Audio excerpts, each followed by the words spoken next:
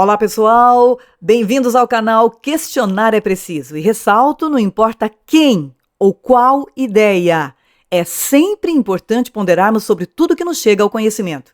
E com isso não estaremos ofendendo ninguém, não. É um direito nosso, eu diria quase um dever. Este é o terceiro vídeo que eu gravo e dessa vez eu vou me direcionar mais especificamente aos espíritas ou aos estudiosos do espírito, porque independente de suas crenças, são muitos os que buscam respostas sobre nós mesmos. Porque conhecer sobre o espírito não é apenas conhecer o mundo dos desencarnados, não. Afinal, todos somos espíritos em evolução, independente do plano em que estejamos.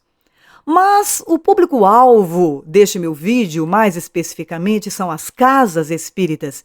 E não todas do Brasil, claro. Não conheço todas, não é? Mas uma boa parte delas. E o assunto é estudos, tá? Afinal, o espírita estuda mesmo? Decora ou apenas aprende ou assimila um conteúdo? O que são coisas completamente diferentes. Eu tenho minhas dúvidas se o que se faz nas casas espíritas desde há muito tempo seja realmente estudo. À época de Kardec, sim, existia realmente o estudo sobre o espírito, se utilizando do método da observação, da análise, da comparação e, por último, da conclusão, o que também poderia ser modificada mediante o surgimento de novos fatos, novos estudos. Como exemplo disso, peguemos a primeira e a segunda edição de O Livro dos Espíritos. Esse é só um exemplo, além de outras obras de Kardec também. E claro, eu deixo ao critério de cada um a observação das obras para que comprovem por si mesmos as modificações ocorridas. E eu não vejo absolutamente nada de incoerente nisso. Inclusive, algumas pessoas fazem questão de vir a público só para, digamos assim, criticar algumas mudanças que ocorreram nas obras de Kardec. E eu não vejo nenhuma incoerência nisso. Ao contrário. Eu vejo incoerência na conservação de uma ideia equivocada apenas para não se admitir que houve um engano em uma conclusão. Posteriormente a Kardec vieram outros de grande importância pela seriedade com que encararam o assunto e utilizaram esse mesmo método como ferramentas para este aprendizado. Mas digamos que a grande parte massiva dos estudiosos do espírito, pode colocar entre aspas, tá? Não o fazem ao estilo de Kardec, não. Estudam, pode usar essa palavra, tudo bem, apenas e tão somente o conteúdo trazido por ele. E por poucos outros autores que vieram logo imediatamente, ou seja, grande parte dos espíritas. Se comporta como os religiosos de todas as épocas da humanidade, que seria como? Adota-se um livro, ou vários livros, de um autor ou de alguns autores, e passam a vida inteira decorando o conteúdo desses livros. E atenção, Deus nos livre se contrariarmos em alguma coisa. Aliás, todos sabemos, todos os religiosos de todas as ordens e em todas as épocas da humanidade fizeram e fazem exatamente a mesma coisa. Alguns poderão dizer, ora, mas se eles podem, nós também podemos, porque a verdade está em Kardec. Mas pensemos, se você perguntar a qualquer membro de qualquer religião, eles dirão com certeza, sem sombra de dúvida, que a verdade está com eles. Então, verdade, prezados amigos, é algo bastante relativo, inclusive ao estágio evolutivo de cada um. Eu digo com toda tranquilidade, as verdades, entre aspas, para mim, aos 15, aos 20, aos 25, aos 30 anos, não são as mesmas verdades de agora. Aliás, são os diferentes tipos de verdades que formam os inumeráveis grupos existentes no planeta, religiosos ou não. Não é assim? Agora, explicando por que os espíritas não deveriam assumir essa mesma postura. A diferença entre todas as outras religiões e o espiritismo é que o espiritismo, além de uma religião, tá, pode colocar entre aspas, como quis a maioria que assim o fosse, se alguém tiver dúvida, pesquisa. É também e principalmente uma ciência. Você tem dúvida? Então observa a definição que o codificador deu de espiritismo em sua obra O que é o Espiritismo. Muito simples. Vá lá você mesmo confere, tá? e pelo que me consta até agora, uma ciência não interrompe os seus avanços e descobertas nunca. Alguém conhece alguma ciência que não tenha esta característica? A matemática não vale, tá? Partamos do princípio de que tudo é discutível. Qualquer coisa deve ser digna de análise. Existem muitos espíritas, inclusive, que descartam qualquer ideia que não esteja contida nas obras básicas, sem se dar ao trabalho sequer de analisá-las. E eu, tendo lido Kardec, me encantado mais pelos comentários dele nas questões do que propriamente pelas respostas dadas pelos espíritos, imagino como ele deve ficar entristecido com uma postura dessas. Para ele, inclusive, o fanatismo era um dos piores males da humanidade. E eu não posso crer que o bom senso encarnado, segundo Camille Flammarion, achasse que o fanatismo fosse uma coisa ruim apenas em relação aos outros, mas que com ele poderia. Não, aí não dá. Sem chance. Este não seria o mestre que eu tanto admirei e admiro. E quando adotamos uma ideia, pensemos, por favor, seja ela qual for, e a colocamos como indiscutível, o nome disso é, sem nenhuma sombra de dúvidas, fanatismo. Para os espíritas que agem dessa forma, eu tenho que perguntar, qual que é a diferença, então, entre aqueles que dizem que só a Bíblia está certa, que fora dela nada é permitido, e os espíritas que afirmam que apenas e tão somente o que esteja nas obras básicas é que está correto? Qual a diferença? É considerado fanatismo também a rejeição, gente, a qualquer autor que diga algo que não esteja contido ou que contrarie, mesmo que apenas em algum ponto, as obras básicas. E isso é muito mais comum do que se imagina. Ou seja, para estes que pensam assim, Kardec disse tudo o que tinha que ser dito. Pronto, acabou. É sério isso? Vamos lá, não, vamos responder. Com bom senso, por favor. É sério isso? O que será que um pesquisador como Kardec pensaria disso, hein? Vale ressaltar, vamos nos lembrar, que o próprio Jesus afirmou isso segundo os evangelistas, ok? A responsabilidade de qualquer equívoco não é minha, é deles, se houve. Jesus afirmou que não tinha dito tudo. Lembram? Se Kardec disse tudo, segundo a grande maioria dos espíritas que pensa assim, eu devo concluir que o progresso da ciência do espírito acabou em 1869, é isso mesmo? Não existe mais nada para ser acrescentado, nada para ser estudado. E preste atenção na palavra que eu usei, estudado e não decorado, ok? Parece que nenhum estudioso do espiritismo lembra que o próprio Kardec cogitou a possível modificação de um ponto de vista. Por quê? Porque ele era um homem da ciência, um homem de bom senso, colocando a lógica e a razão acima de tudo. E caso isso ocorresse, segundo ele, nós deveríamos aceitar, desde que apresentado pela lógica e observação, método que ele considerava o mais seguro. E, por enquanto, é o que eu também considero o mais seguro. Aí, nesse momento, eu estou imaginando aqui o quadro. Os ortodoxos de plantão já estarão providenciando o meu fuzilamento, dizendo que eu sou louca, que eu estou sugerindo que Kardec esteja ultrapassado, que eu estou dizendo que as obras básicas estão defasadas. Gente, eu afirmo categoricamente, não é isso não. Não é nada disso não. Eu digo, o que eu estou dizendo, e que seria bom que ficasse bem claro, é que nem mesmo Kardec deve ficar isento de análise. Em alguns momentos, o próprio Kardec não concordou com algumas respostas dadas pelos espíritos. Basta que se leia atentamente a insistência dele em algumas questões, em algumas perguntas e alguns comentários que ele escreveu. Eu cito, inclusive, o comentário dele sobre a resposta dada sobre as diferenças raciais. Eu gosto muito. Na verdade, o que eu estou dizendo é que os nossos conceitos podem ser mudados, sim, com o tempo, já que o tempo nos proporciona conhecimentos que antes não possuíamos. Vocês não acham isso lógico? Ou seja, à medida em que progredimos em conhecimento, conceitos podem ser modificados, independente de onde tenham vindo esses conceitos. E, ao meu ver, isso não desmerece ninguém. Sabe o que é? É que ninguém vive para sempre. Ninguém. Uma hora a pessoa vai embora. E, de repente, uma coisa que ela escreveu, ou uma ciência que essa pessoa se dedicou, ou uma teoria que essa pessoa se dedicou, ele não tem tempo de consertar ou de acrescentar algo a alguma conclusão que tenha sido publicada. Mas basta que pensemos. Alguém, posteriormente, pode fazer isso, desde que baseado no bom senso, na lógica, na razão. Quem leu a obra de Kardec, toda a obra de Kardec, incluindo as revistas espíritas, sabe que ele mudou alguma ideia durante o tempo em que se dedicou à causa espírita, sim, super normal em um pesquisador.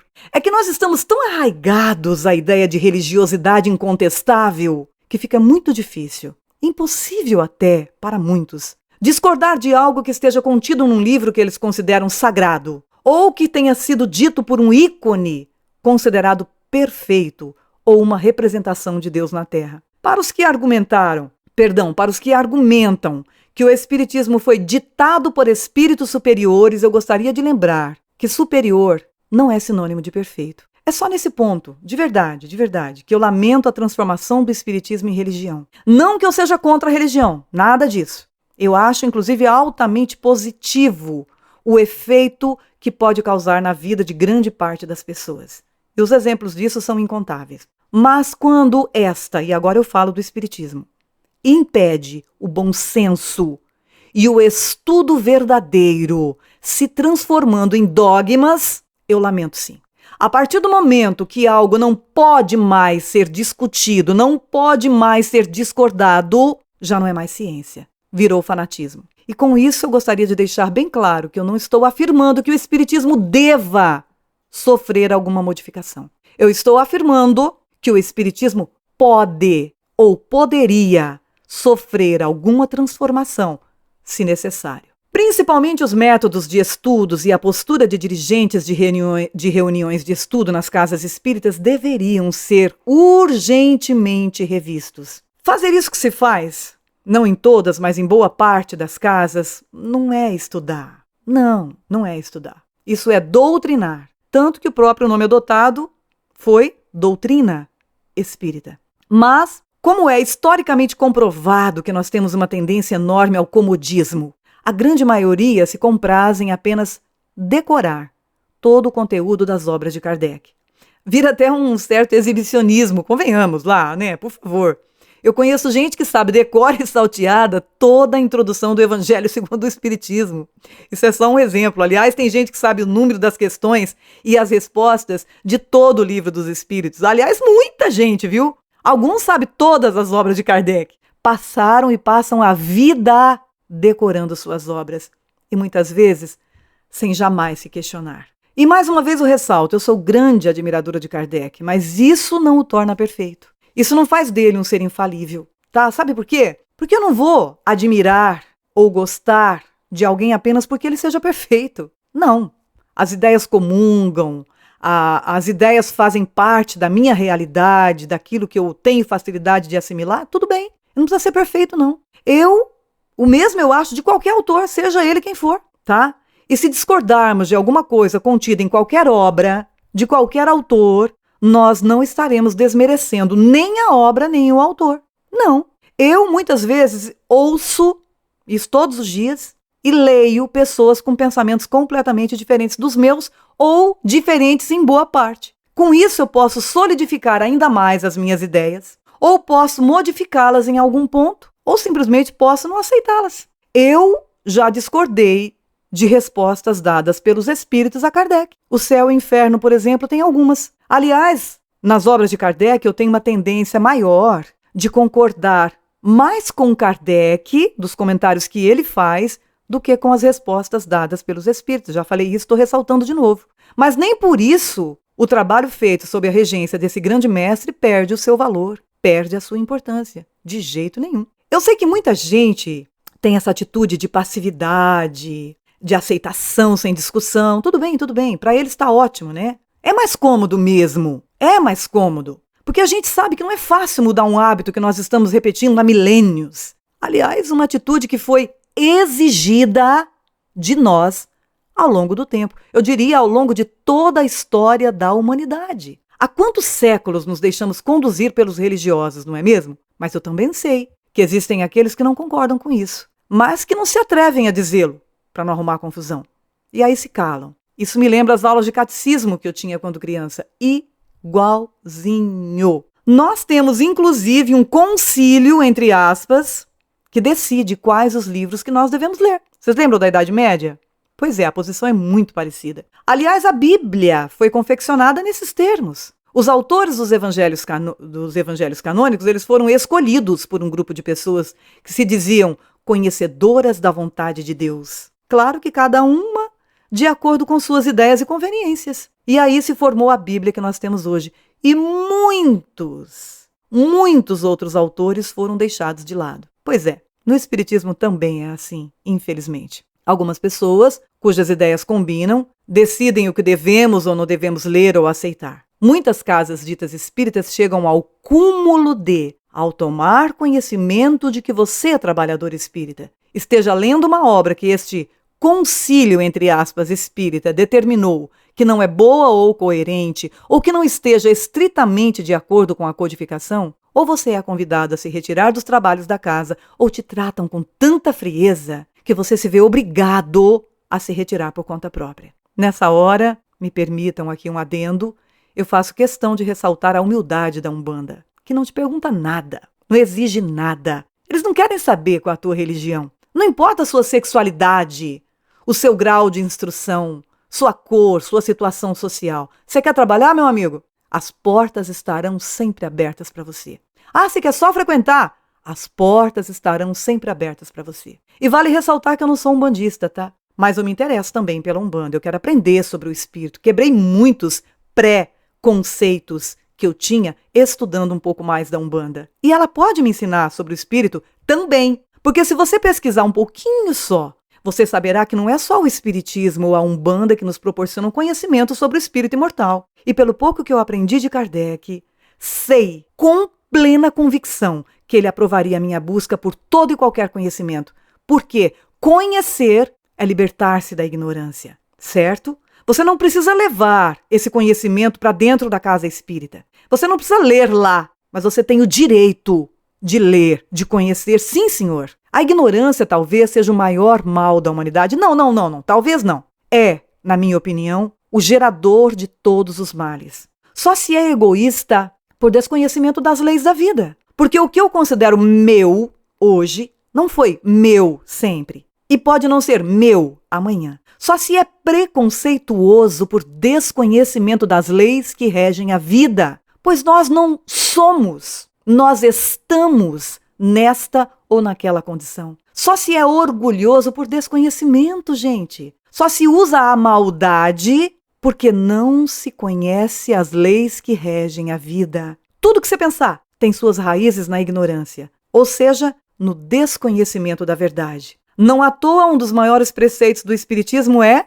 conhecei a verdade e a verdade vos libertará. É perfeito. Pensemos nisso com calma. Eu quero pedir muitas desculpas, sinceras desculpas mesmo, às casas espíritas em que estas regras não se aplicam.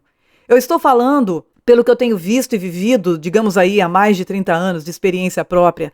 Mas, como toda regra tem exceção, com certeza, com os centros espíritas não seria diferente, né? Eu estou me dirigindo àquelas em que isso é comum. E olha, isso é muito comum, viu? Qual a justificativa lógica para o espírita não poder ler e conhecer outros autores, outras ideias, outros pontos de vista? Seria por acaso aquela afirmação: é melhor rejeitar 10 verdades do que aceitar uma mentira? Eu imagino que sim. Mas vamos lá. Responde aí com sinceridade. Como eu saberei se uma ideia é verdadeira ou falsa? Se durante algum tempo eu não me ocupar dela? Como? E depois de conhecer essa ideia, o próximo passo é, aconselho pelo menos, a grande parte deveria fazer isso, conversar com outras pessoas a respeito daquele ponto, ouvir outros pontos de vista, ler prós, contras, se você encontrar. Aí depois de todo esse processo, sim, de acordo com o grau evolutivo de cada um, no caso meu, vamos lá, de acordo com o meu grau evolutivo, eu estarei pronta ou não para aceitar determinada ideia. Certo? Depois disso, sim, quem sabe, eu até posso mudar uma opinião anterior. Que foi o que aconteceu com Kardec, vocês lembram? Foram coisas até mal vistas pela maioria ou consideradas brincadeiras que o fizeram enxergar uma transformação na forma de ver o mundo. Mas eu posso também descartar completamente a ideia. Não, eu estudei, analisei, realmente não combina comigo. Não dá certo, eu não encontrei lógica nisso, naquilo e assim sucessivamente. Ou eu posso apenas acrescentar algumas coisas no meu modo de pensar. Tipo assim, não, eu não vejo tudo como verdade, mas sabe que naquilo e naquilo eu até achei coerência? É simples. Gente, isso não é pecado. Vamos usar essa palavra, né? Equivocada aqui. Na verdade, esses critérios deveriam ser adotados por todos os religiosos e estudiosos do mundo. Todos nós, sem exceção, deveríamos ser analistas, criteriosos e, acima de tudo, racionais. Assim, existiriam menos manipuladores e manipulados no mundo, porque, gente, manipuladores e manipulados é algo de que o mundo não precisa. Nós sempre fizemos questão da existência destes, mas não precisa. Eu pergunto por que nas casas espíritas é proibido questionar? Por que é proibido duvidar? Por que é proibido não aceitar um ponto que nos foi colocado? Por quê? Por que é desrespeito, considerado desrespeito nas casas espíritas, você duvidar, você questionar ou você não aceitar um ponto de vista? Por quê? Em qualquer lugar, em qualquer religião, mas principalmente no espiritismo, por usar a razão como ferramenta de trabalho, ou pelo menos deveria, as pessoas devem entender que dúvidas, meu Deus, existem sim, e que essas dúvidas devem ser expostas.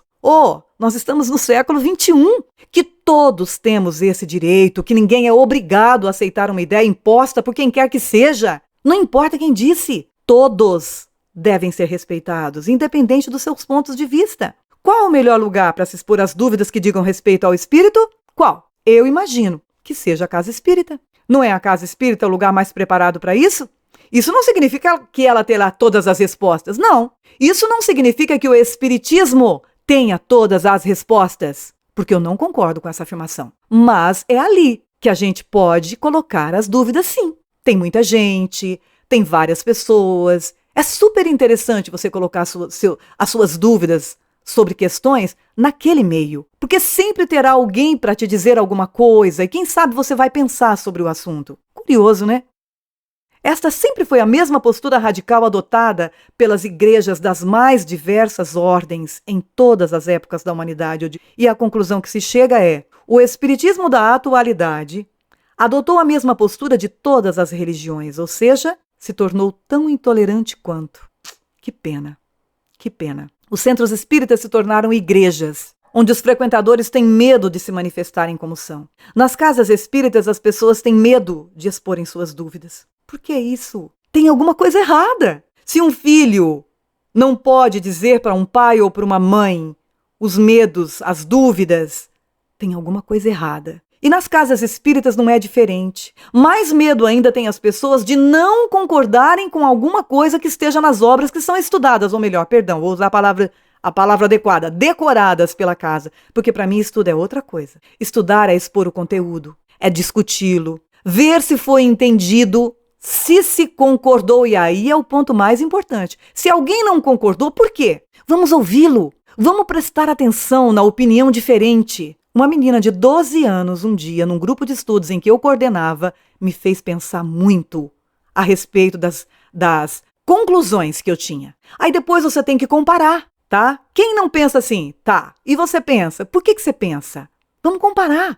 Vamos ouvir as opiniões diferentes e até se colocar outras possibilidades. Porque se for realmente uma verdade, ela vai resistir. Existe uma grande diferença, gente, entre estudar em grupo e ler em grupo. Talvez por isso o espiritismo não tenha tantos jovens como poderia ter. A metodologia de estudos utilizada pela maioria das casas já está para lá de ultrapassada. Gente, nós estamos vivendo na era digital, tá? O jovem está a milhares de quilômetros na nossa frente. Nós precisamos repensar a forma de estudar. As escolas convencionais já estão aí nessa correria, né? Nessa disputa. Já estão procurando 1000 formas de atrair a juventude que tem o mundo nas mãos através de um aparelho bem pequenininho. Ou as aulas se tornam muito interessantes, ou as escolas tendem a ficarem vazias, ou bem esparsas. Estudar é ir de mente aberta e pronta para assimilar apenas o que a sua razão indicar. E foi um homem de codinome Allan Kardec quem me ensinou isso. Lembram? Acrediteis na doutrina dos espíritos se a vossa razão indicar. E a razão de cada um é incrivelmente diferente. Lembremos que o Espiritismo nos ensina que cada um de nós está num patamar diferente. Kardec sabia disso. Lembram da escala espírita? Ela serve tanto para os desencarnados como para os encarnados, certo? Os nossos graus evolutivos variam ao infinito. O que para você é uma moleza assimilar, para mim pode demorar uma vida. Talvez nem assim. Estudar é estar pronto, inclusive para mudar conceitos, quebrar regras. Kardec sabia que cada um estava preparado para algumas coisas, e bem raros para todas as coisas. Eu leio autores que tenham ou não um compromisso, e eu não gosto dessa palavra, tá? Mas ela é utilizada no meio espírita. Pode colocar essa palavra entre aspas também, com o espiritismo. Eu leio. Mas eu confesso a vocês, eu não tenho muita facilidade em aceitar o que me chega às mãos, mesmo que este autor tenha compromisso com o espiritismo. Não me interessa se quem disse foi o espírito tal, foi o autor tal. Se a minha razão não indicar, eu não aceito.